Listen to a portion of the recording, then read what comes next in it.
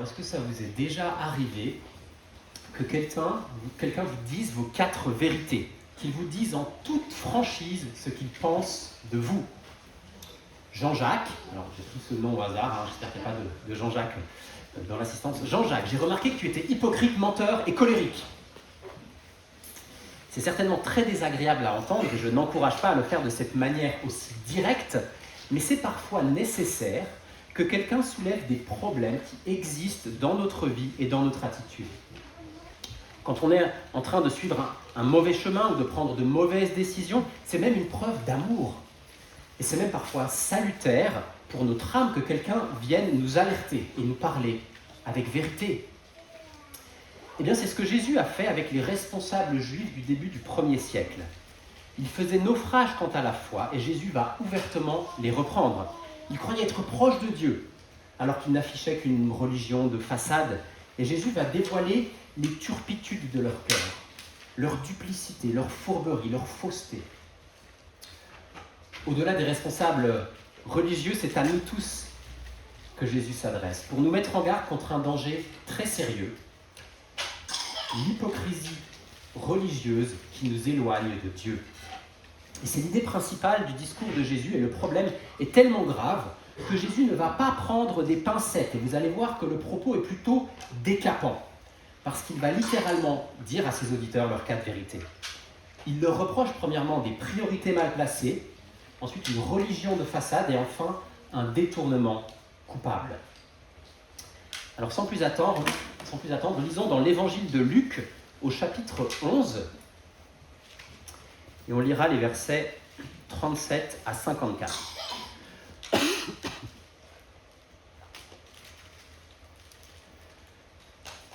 Pendant que Jésus parlait, un pharisien le pria de dîner chez lui. Il entra et se mit à table. Le pharisien vit avec étonnement qu'il ne s'était pas lavé avant le repas. Mais le Seigneur lui dit : « Vous, pharisiens, vous nettoyez le dehors de la coupe et du plat, et à l'intérieur, vous êtes pleins de rapine et de méchanceté. Insensé, celui qui a fait le dehors n'a-t-il pas fait aussi le dedans ? Donnez plutôt en aumône ce que vous avez, et voici toutes choses seront pures pour vous.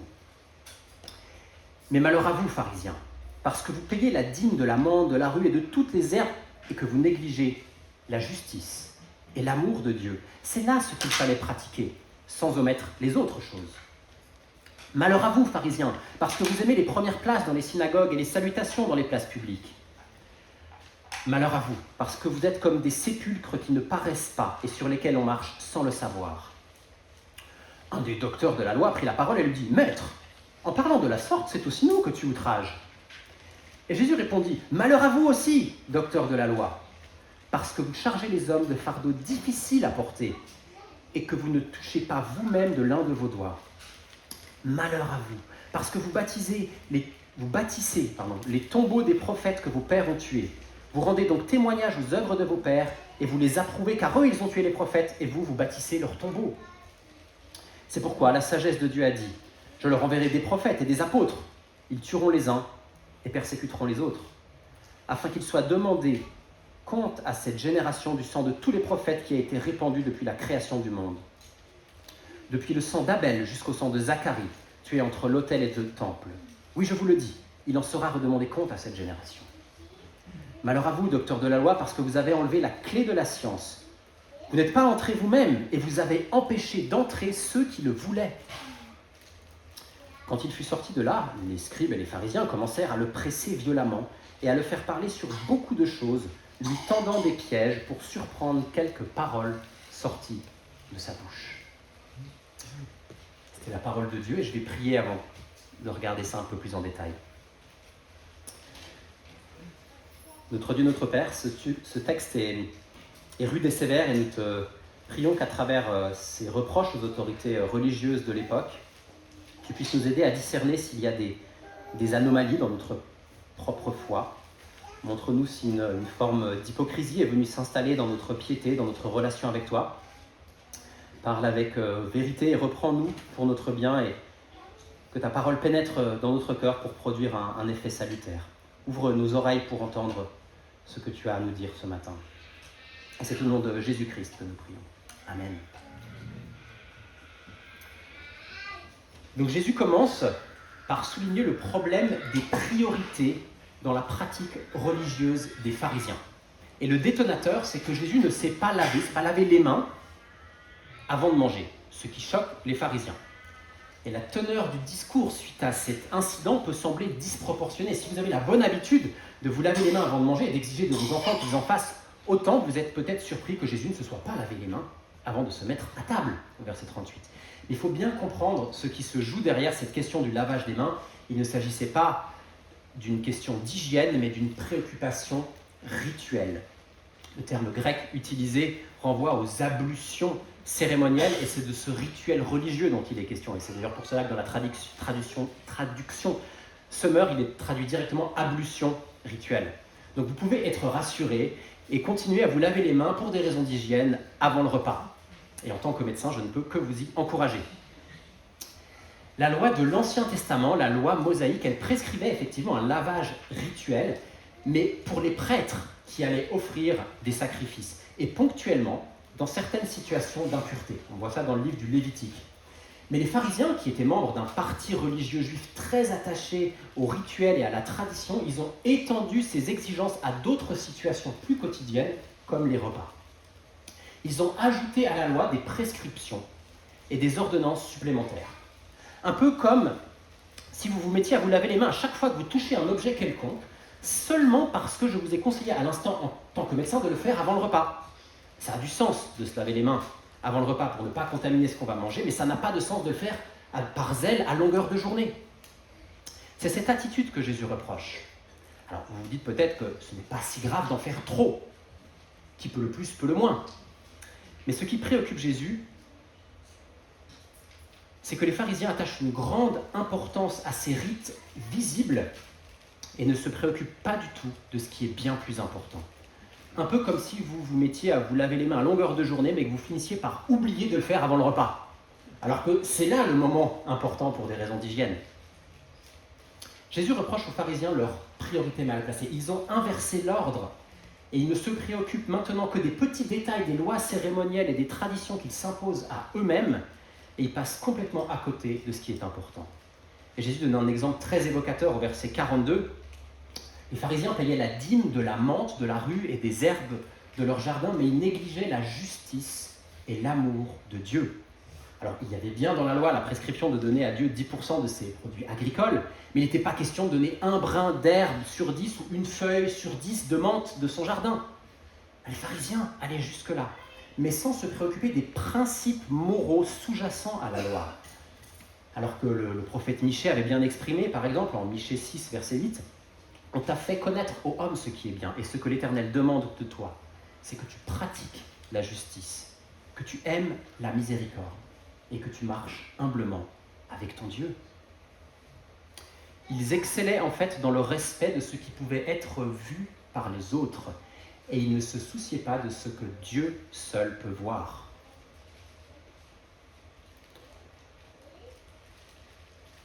À savoir leur cœur. Et l'homme regarde à ce qui frappe les yeux, mais l'Éternel regarde au cœur, dit 1 Samuel.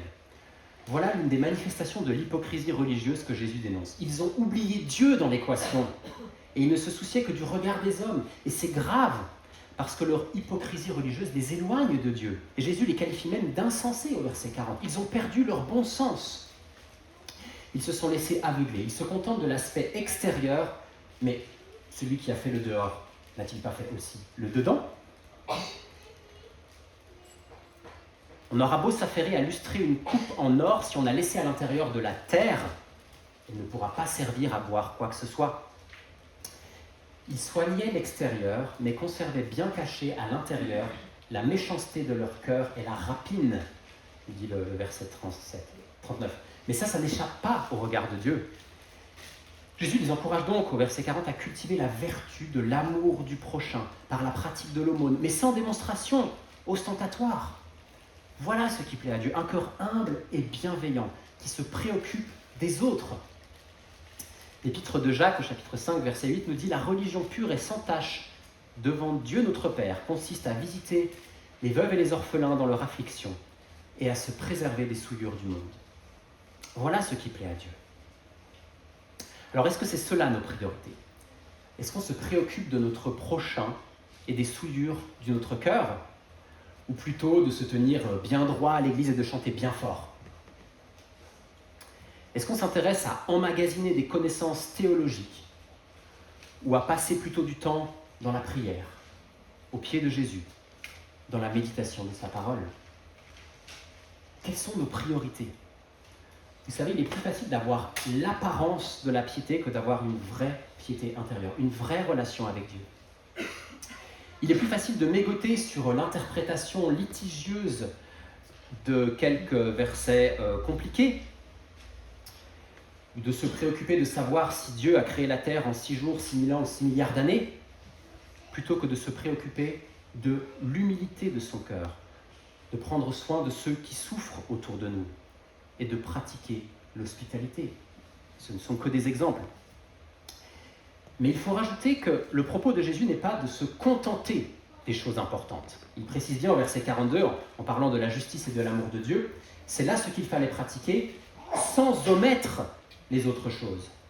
Et il y a de la place pour discuter en détail sur des versets délicats, de chercher à savoir comment et jusqu'où s'applique la loi sur la dîme ou sur les modalités de la création. Mais tout est question de priorité. Il ne faut pas mettre la charrue avant les bœufs et toujours se préoccuper de l'état de son cœur et de sa relation à Dieu avant toute chose. Et vous savez, ce ne sont pas ceux qui sont sur l'estrade ou qui sont médiatisés qui sont les plus proches de Dieu. Car on peut être sur le devant de la scène, comme moi ce matin, et en situation d'autorité, et pourtant être très hypocrite, être un Tartuffe.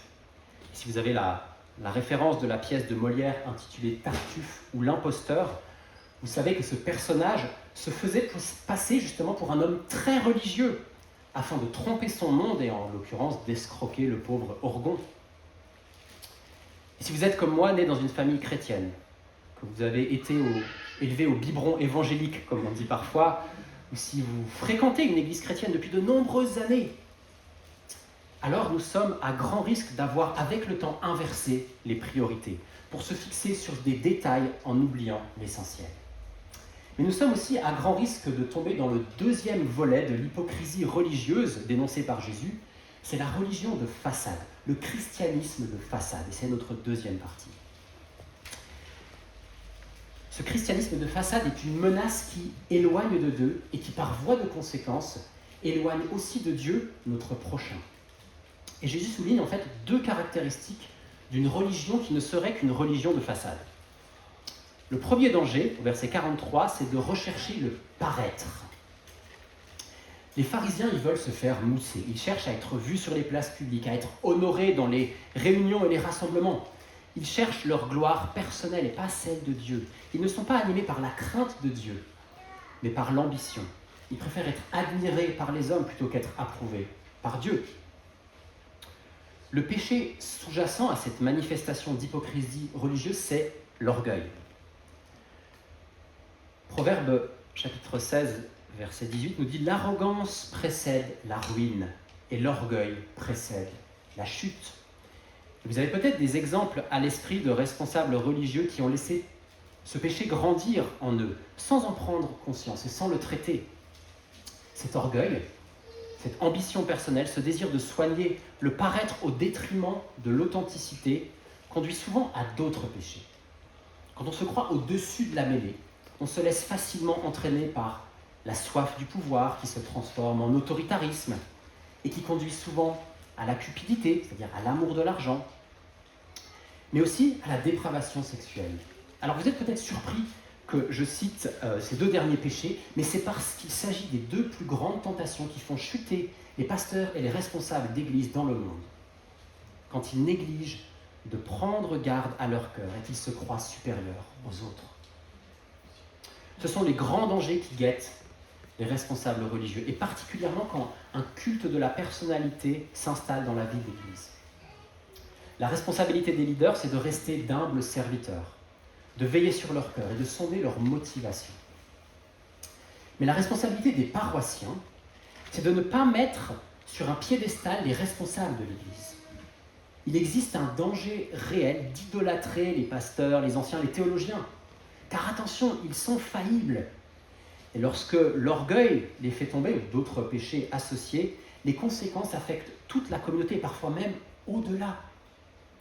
Et je pourrais vous citer l'exemple d'une église de 16 000 membres qui a fermé du jour au lendemain quand les agissements du pasteur ont été dévoilés. L'église s'est émue. Et quand il est tombé, l'église est tombée. Et c'est le sens du verset 44. Il existe une influence naturelle des pasteurs et des anciens sur leur communauté, en bien comme en mal. Et Jésus compare les pharisiens, au verset 44, à des sépulcres qui ne paraissent pas.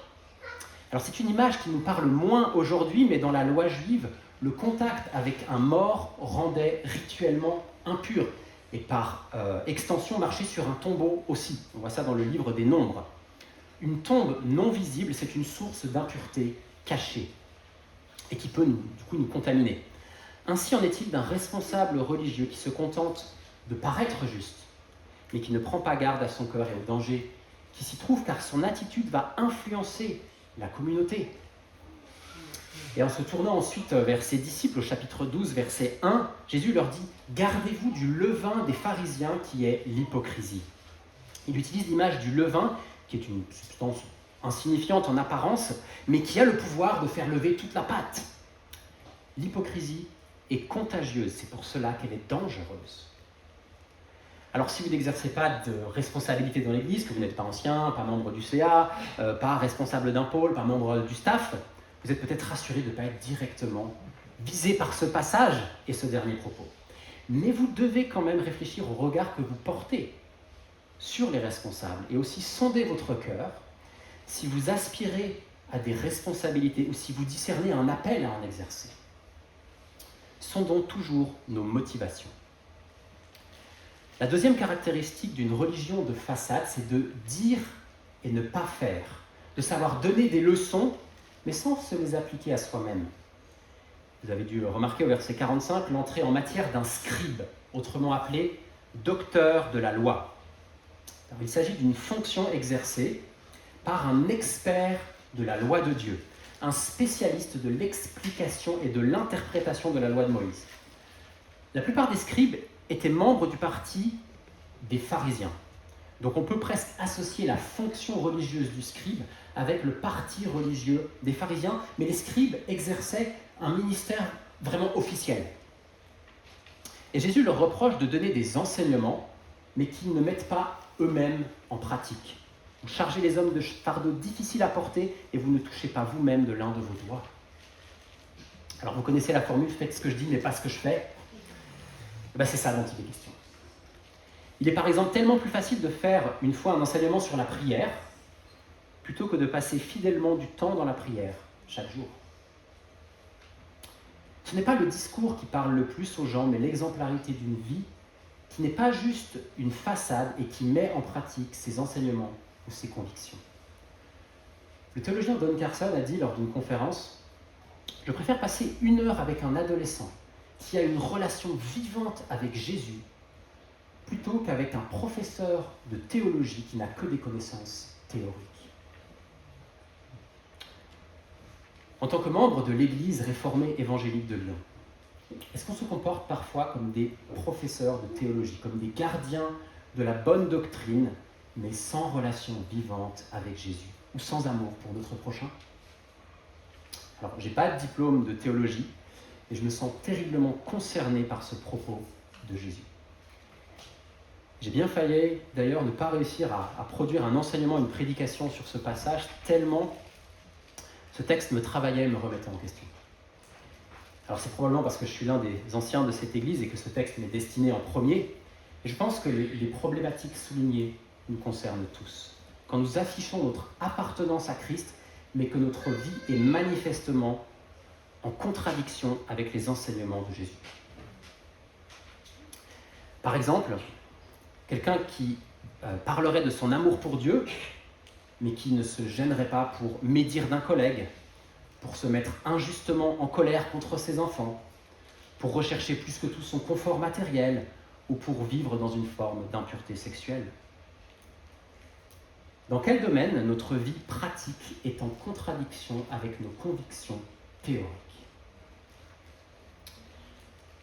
L'attitude qui est dénoncée ici, c'est celle de quelqu'un qui est choqué par les péchés des autres et prompt à les dénoncer, mais qui tolère subtilement chez lui ces mêmes péchés. Quelqu'un, par exemple, de choqué par la vie sexuelle dissolue d'une personne et qui se donne lui-même en secret à la masturbation, à la pornographie. Puis on viendrait avec moi qu'il s'agit d'hypocrisie. Mais cette hypocrisie est parfois plus subtile et je me risque à d'autres exemples. Je pense à quelqu'un qui dirait qu'il aime l'Église de Jésus-Christ, mais qui n'est pas prêt à contribuer financièrement, ou que très peu, à l'avancée du royaume de Dieu. Ou qui n'est pas prêt à s'investir dans la vie d'une Église locale, en sacrifiant, par exemple, un peu de sommeil le dimanche matin pour venir aider à l'installation de la salle de culte. Le pôle logistique recrute toujours, et vous pouvez vous rapprocher de Joshua.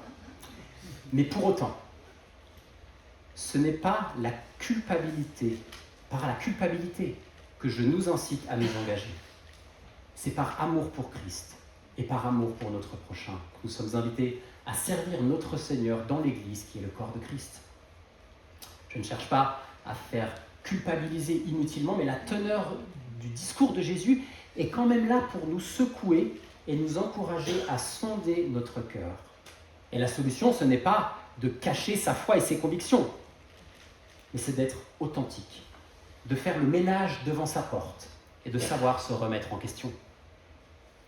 L'enjeu est important, car l'effet que produit un christianisme de façade, c'est le même effet produit lorsque vous coupez en deux un fruit magnifique en apparence, mais qui s'avère complètement pourri à l'intérieur. Quand on découvre la supercherie, l'arnaque, on le jette directement à la poubelle, parfois avec frustration, agacement, même colère. Il en est de même pour nos contemporains lorsqu'ils constatent notre christianisme de façade, lorsqu'ils constatent la discordance entre notre discours et notre vie. Ils nous rejetteront nous, mais bien plus grave, ils rejetteront l'évangile qui leur apparaîtra lui aussi hypocrite. L'hypocrisie religieuse est un puissant répulsif. Elle nous éloigne de Dieu, mais plus grave encore, elle éloigne notre prochain de Dieu. Et Jésus poursuit avec cette idée que les docteurs de la loi opèrent un détournement coupable. C'est ce qu'on voit des versets 47 à 54. Ils détournent leurs auditeurs de Dieu et travestissent la parole de Dieu au point que le message central de la Bible, et notamment de l'Ancien Testament, est masqué et rendu invisible. Un peu comme un professeur d'anglais qui passerait son temps à enseigner ses élèves sur la culture anglaise, sur son histoire et ses traditions, et qui oublierait complètement de leur apprendre la langue anglaise. À la fin de l'année, les étudiants seraient incollables sur l'histoire de la monarchie britannique, mais incapables d'échanger un seul mot en anglais. Un tel professeur a manqué la cible. Il a utilisé toutes ses heures de cours pour enseigner ce qui lui plaisait au détriment de sa mission principale. Ainsi en est-il des docteurs de la loi qui embêtent le peuple avec des micro-détails d'application potentielle de la loi fondée sur des traditions d'hommes et qui passent à côté de l'essentiel. Le message central de la Bible, c'est que l'homme est pécheur, qu'il n'a aucune possibilité de racheter ses fautes autrement qu'en se tournant vers Dieu dans la repentance et avec foi pour obtenir le pardon de ses péchés. La loi parfaite de Dieu permettait vite de se rendre compte de l'incapacité de chaque être humain à satisfaire à ses exigences, car notre cœur est gangréné par le mal, il est gangréné par le péché et la rébellion contre Dieu, et on ne peut pas changer son propre cœur. Le message central de l'Ancien Testament est celui de la faillite de l'homme et de son besoin de se tourner vers Dieu, car de lui seul peut venir le salut. La mission délicate des prophètes tout au long de l'histoire du peuple hébreu était entre autres de délivrer un message de repentance. Et la prédication de dimanche dernier sur le livre d'Osée en est un exemple. Dieu envoyait un messager à son peuple et à ses responsables qui se détournaient de lui et de sa loi pour les exhorter à revenir à lui et à se détourner de leur infidélité et à demander pardon, à implorer sa miséricorde avec contrition afin de revenir dans l'alliance de grâce que Dieu avait conclue avec eux. Ce message n'était pas populaire, car il faisait reposer le salut sur Dieu seul, sur sa grâce et son pardon, et pas sur les œuvres des hommes. Or, les pharisiens et les scribes cherchaient à se justifier par une tentative d'observation scrupuleuse de la loi et de la tradition qu'ils avaient rajoutée pour essayer d'être bien vus de Dieu. L'aveuglement du peuple d'Israël et des autorités religieuses les avaient conduits à rejeter la parole prophétique au point de tuer même les prophètes, les porte-paroles de Dieu. Les pharisiens et les scribes contemporains de Jésus s'inscrivent dans cette lignée. Ils vont même aller jusqu'à tuer le plus grand d'entre eux, le Fils de Dieu, la parole incarnée, Jésus-Christ, Dieu lui-même venu sur terre sous une forme humaine. Voilà la manifestation ultime de la folie et de l'aveuglement des autorités juives de l'époque, qui vont ensuite persécuter même les apôtres de Christ. C'est au verset 49. Mais là où les pharisiens manifestent leur hypocrisie, c'est qu'ils détournent à leur avantage la figure des prophètes et la piété qui leur est associée en honorant leur mémoire, mais pas leur discours, ni les propos qu'ils ont pu tenir. C'est un peu une récupération à bon compte. Ils construisent des tombeaux des martyrs pour donner l'impression qu'ils s'inscrivent dans leur lignée, qu'ils en sont les imitateurs. Mais ce n'est que de la comédie et de la tromperie. Et Dieu n'est pas dupe. Et par la bouche de son Fils, messager de Dieu par excellence, il annonce le jugement de Dieu à venir. Il sera demandé compte à cette génération du sang de tous les prophètes qui a été répandu depuis la création du monde. Depuis Abel le juste, on voit ça dans la Genèse, jusqu'à Zacharie, qui est le dernier prophète tué dans le 2e livre des Chroniques. Et ce livre était placé en dernier dans le canon juif. Donc en citant Abel et Zacharie, il englobe en fait tous ceux qui ont été tués pour leur foi. Mais ils sont encore... Oui, et Jean Calvin disait d'ailleurs, il y a entre Caïn et eux une consanguinité de méchanceté et de rébellion contre Dieu. Ils sont dans la même lignée pécheresse, mais ils sont encore plus coupables, comme je disais, parce que leurs aînés, eux, ils n'avaient pas la même connaissance que les pharisiens, les scribes. Au 1er siècle, ils avaient une connaissance supérieure, puisque le canon de l'Ancien Testament était complet à l'époque de Jésus. Ils avaient tout ce qu'il fallait en leur possession pour annoncer qu'il était impossible de respecter toute la loi, qu'il était impossible d'aimer Dieu de tout son cœur, de toute son âme, de toute sa pensée, son prochain comme soi-même, et qu'on ne pouvait compter que sur la miséricorde de Dieu. Il était impossible de plaire à Dieu par le moyen des œuvres, car il suffit d'un péché pour nous condamner et nous rendre impurs devant lui. La conscience de son péché est le préalable indispensable pour comprendre son besoin de grâce et pour accepter par la foi le moyen par lequel Dieu peut nous pardonner. Et ce moyen, ça ne peut pas être les sacrifices d'animaux, car il fallait sans cesse les répéter parce qu'ils n'étaient pas suffisants. Les docteurs de la loi auraient dû enseigner tout cela, sans omettre d'enseigner à respecter la loi qui correspond à la volonté morale de Dieu et qui est bonne. Le verset 52 nous dit qu'ils avaient enlevé la clé de la science, de la connaissance. Ils avaient en leur possession la connaissance de la loi et des Écritures, et ils auraient pu éclairer le peuple en lui apportant une bonne compréhension de la parole de Dieu. Et comme le dit le théologien Godet, leurs enseignements pharisaïques, au lieu d'user de la loi comme d'un moyen de préparer le peuple au salut en éveillant chez lui le sentiment de péché, ils avaient fait de l'observation de la loi elle-même le moyen du salut. Et Jésus compare cette connaissance des Écritures, cette connaissance de Dieu et du salut, à une porte qu'ils ont laissée fermée après s'être emparés de la clé. Et ils seront jugés sévèrement en tant que ministres du culte et responsables religieux, car ils ont fait un mauvais usage du savoir biblique et théologique qu'ils avaient. Ils se sont aveuglés, et ils ont aveuglé le peuple. Voilà le détournement coupable. Et lorsque celui dont la venue était annoncée par les prophètes se trouve devant eux, ils ne reconnaissent pas son autorité, alors qu'il accomplissait point par point toutes les prophéties de l'Ancien Testament qui annonçaient la venue de ce médiateur, de cet envoyé de Dieu, qui manifesterait sa puissance par des miracles et des guérisons. Quand Jésus-Christ, le Fils de Dieu, est devant eux, ils ne veulent pas reconnaître son autorité qui leur fait de l'ombre et qui remet en question le système religieux qu'ils ont mis en place et l'interprétation qu'ils ont faite des Écritures.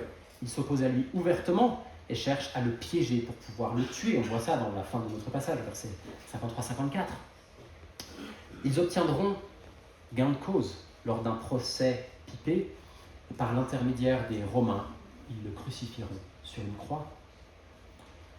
Mais Jésus était justement venu dans le monde pour offrir sa vie en sacrifice, pour prendre une fois pour toutes sur ses épaules le prix de nos fautes. Lui, le juste, est mort pour des injustes. Il a été l'agneau parfait qui s'est sacrifié.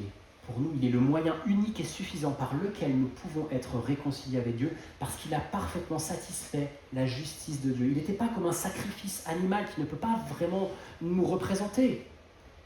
En tant qu'homme parfait, qui n'a jamais péché, Jésus peut se substituer à nous. Et c'est ce qu'il a fait en prenant notre place dans le box des accusés et en acceptant de prendre à son compte notre condamnation. Il est mort pour payer le prix infini de nos fautes, mais il a aussi vaincu la mort en ressuscitant le troisième jour. La Bible nous dit, un verset assez connu, Jean 3,16, que Dieu a tant aimé le monde qu'il a donné son Fils unique, afin que quiconque croit en lui ne périsse pas, mais qu'il ait la vie éternelle. Vous connaissez peut-être par cœur ce verset, mais il est puissant parce qu'il exprime avec force que si nous plaçons notre confiance en Jésus pour le pardon de nos péchés, nous pouvons être réconciliés avec lui pour l'éternité. Quelle que soit la nature, la gravité et le nombre de nos péchés, le sacrifice de Jésus est suffisant pour payer nos fautes. Et si vous voulez mieux comprendre le message de la Bible et le message rédempteur de l'Évangile, on serait ravis de prendre le temps d'en discuter avec vous. Vous pouvez laisser vos coordonnées grâce à la fiche contact qui se trouve souvent à l'arrière de la salle. Ou sinon, vous pouvez venir me voir ou venir voir une des personnes qui portent un badge accueil. Jésus reprend sévèrement les scribes et les pharisiens en déclarant 6 fois « Malheur à vous ». 6 fois. C'est aussi une mise en garde pour nous. Malheur à nous quand nous édulcorons, que nous maquillons ou amenuisons le message de la croix. Cela serait hypocrite de notre part. Oui, ce message est un scandale, il est choquant. Mais c'est un scandale qui sauve. N'ayons pas honte de l'Évangile. C'est la puissance de Dieu pour le salut de quiconque croit, nous dit l'Épître aux Romains. Nos contemporains, nos amis, les membres de nos familles qui ne connaissent pas Christ n'ont besoin d'aucun autre message. Je disais tout à l'heure en substance dans la deuxième partie que notre attitude est un sermon, que notre exemplarité est une prédication, que notre authenticité parle parfois mieux que les mots. Mais pour autant, nous devons aussi dire la vérité dans notre discours et annoncer l'Évangile conformément à la révélation qui en est faite dans la Bible, car c'est seulement par la foi en Jésus-Christ, en sa mort et en sa résurrection que nous pouvons être sauvés. Et c'est ce que nous devons proclamer. Ça, c'est la leçon à retenir de notre troisième partie. Pour conclure, je voudrais vous citer la préface du Tartuffe, où Molière écrivait « Rien ne reprend mieux les hommes que la peinture de leurs défauts. » Jésus ne cherchait pas à accabler les pharisiens et les scribes inutilement, mais ce discours véhément devait produire un électrochoc. Un peu comme si on leur avait produit d'un seul coup, devant le visage, un miroir. Et que ce miroir découvrait et révélait brutalement la vraie nature de leur péché et de leur égarement. J'ai été profondément repris par Dieu dans l'étude de ce passage, mais je ne sais pas ce qu'il voulait pointer du doigt dans votre vie.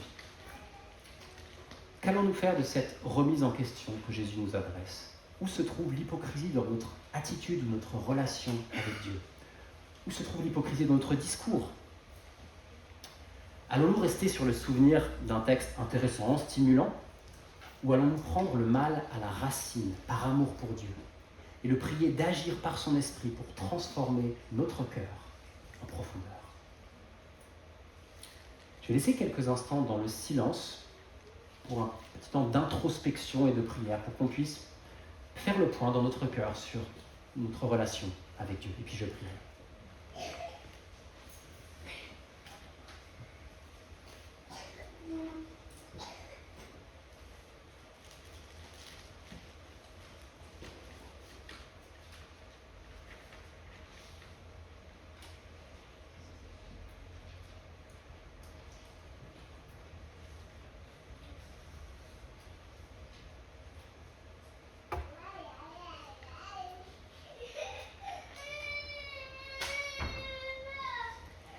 Père éternel, Merci parce que tu ne veux pas seulement nous sauver de la mort, mais tu veux aussi nous transformer, nous sanctifier, nous rendre de plus en plus saints pour qu'on reflète de mieux en mieux notre Seigneur et Sauveur Jésus-Christ. Et c'est de son humilité, de son authenticité que nous voulons nous inspirer. C'est son courage à dire la vérité que nous voulons imiter.